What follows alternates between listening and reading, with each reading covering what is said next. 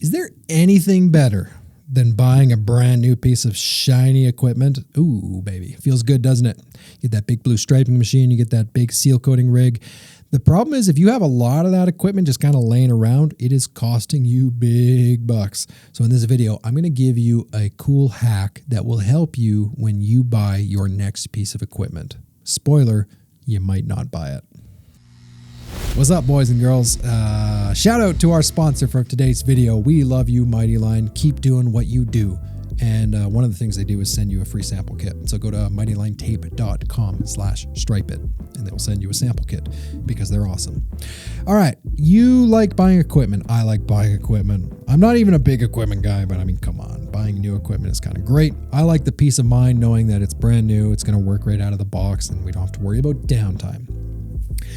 Here's what can go wrong, though, is when you have a lot of equipment that isn't being used, all right? So there is a lot of hidden costs in owning equipment that business owners, like, man, this is the stuff they got to teach us in school. Okay, when you buy a $10,000 piece of equipment, it is not costing you $10,000. It's probably costing you closer to double that, depending on how you buy it. And here's the simple reason why. Your equipment is going to probably cost you some interest payments unless you're buying it in cash. And if you're one of those cash people, kudos to you. I respect you. I don't think you need to spend all that money on cash. Like, financing equipment is usually a smart thing to do.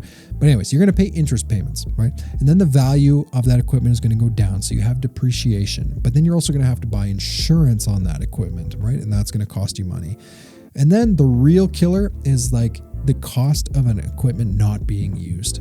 Man, I always say this in my company, if the wheels ain't turning, it's not good. So even in our company, we have a piece of equipment. Oh, I hate this piece of equipment. We're trying to sell it because it just doesn't get used for most of the year. And so it just sits there. And if you're financing a piece of equipment, or even if it's paid and it's just the wheels aren't turning, it's bad for your business, man. It's not good at all. So I promised you a hack, an equipment buying hack. And it's a bit of an educational one, but I promise you, if you can invest a little bit of time to learn how this works, you will likely make better equipment buying decisions. And maybe you might even defer buying a piece of equipment and instead just focus on renting it as you need to or subcontracting it out. And it's really simple. It's learning how to calculate the actual cost of the equipment, right? Again, I can't stress it enough. Some people just see a $10,000 piece of equipment and they're like, "Oh, I can do that in one job. So yeah, I'll just go buy it." It's not how it works. Okay. So 3 ways that you could properly account for the actual cost of your equipment. Okay. Number 1, you could do a loan payment method. Okay. That's basically exactly like it sounds. How much is this going to cost with the interest and the principal and all that stuff? Number 2, you could do a capital cost allowance, a CCA. So it's CCA method is like an accounting term. I'm going to explain it to you in a second. Or number 3, you could do a capital recovery factor. What the heck do those mean? I'm going to tell you. In fact, I'm going to make it really easy for you, okay? What I want you to do is I want you to go onto ChatGPT and I want you to give it this prompt, okay? This is really going to help you. You're going to say, "ChatGPT, help me decide whether buying this piece of equipment," and give it an example, "makes financial sense." And then you're going to tell ChatGPT, "I want you to ask clarifying questions that you need to know about this piece of equipment. Ask me about the cost, how long we expect to own it, how are we going to finance it?" Force ChatGPT to ask you questions. And then you're going to tell it, "I want you to give me a simple way to recoup the cost of this equipment over the next X amount of years on my estimates so that I can recover the cost properly." And then you're going to tell it, "Give me an elementary look or a basic look into those 3 methods of buying it. Show me like a CCA method, show me a loan payment method, show me a capital recovery factor method." And you're going to get that into ChatGPT. And, if you want to, you can tell it, explain it to me like I'm 10 years old, whatever. The point is you just want a simple rundown. I'm telling you, the first time I did this and I really started to dive into like, holy cow, this is how much stuff actually costs. It was so eye-opening. And to this day, whenever we're looking at acquiring equipment, this is one of the things I do is I look at the actual cost. So I'm a big fan of the CRF method, so the capital recovery factor. And so basically that's looking at how long we expect to own the equipment. This is how much after, 4, 5, 6 years, this is how much I think it's going to be worth. This is how I'm going to finance and pay for it. And then I can get like a lump sum of like X amount of dollars that I need to make sure that I'm putting onto my estimates consistently throughout the rest of the year.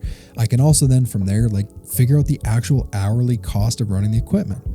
So if you tell ChatGPT, hey, I think I'm going to use this equipment like 50 hours this year, it's going to help you gather and factor that information in so that when you're building your estimates, you charge correctly. So here's a fun little thing. One piece of equipment that could get a lot of people and really mess you up is for you stripers out there. If you ever buy a piece of specialty grinding equipment, you gotta be really careful for 2 reasons. Well, number one, those specialty grinders like a grind laser, those stuff, they ain't cheap. So not only are you spending a ton of money, but you're not using it that much unless you're doing a ton of grinding. So it's going to be an asset that just kind of sits there a lot.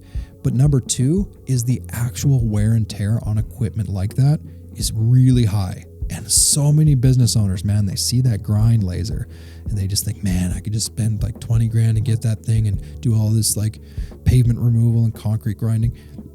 That'd be great. That's awesome. But man, oh man, make sure that you're factoring in the wear and tear, that you're replacing the heads on a set schedule. And so many business owners, they just run out and buy the stuff and they don't keep track of it. And then they're wondering why their business makes no money. It's because you spent tens of thousands of dollars on repair and maintenance and overhead related to that equipment. So, ChatGPT is super helpful for this. Like stupid helpful, because it's going to take those kinds of things that you probably have no idea about, the things that they didn't teach Matt and I in school, and it's going to simplify it for you. I don't want to see a business owner like spend tons of money on equipment that they don't need, or if it's not accounted for properly.